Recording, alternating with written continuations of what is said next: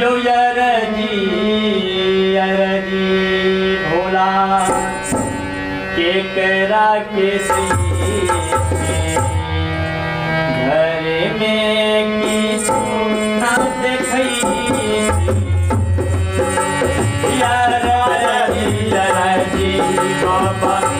के करा के घर में किसो ना देखई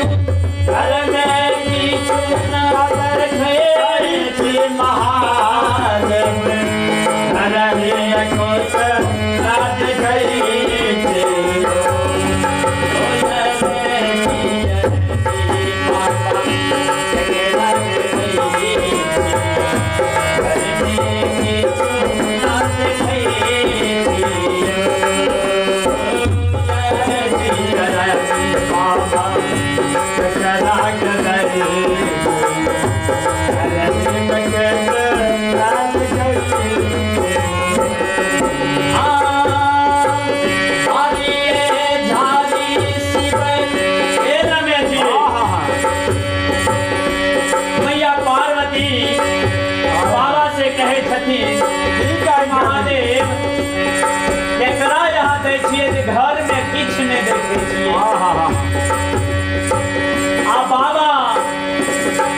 बाबा एते बड़ा दयालु छथिन कि अहाँ एक लोटा हुनका जल चढ़ा दियो श्रद्धा से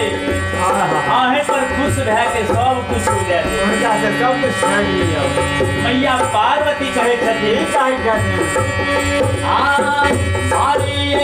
धारी बाबा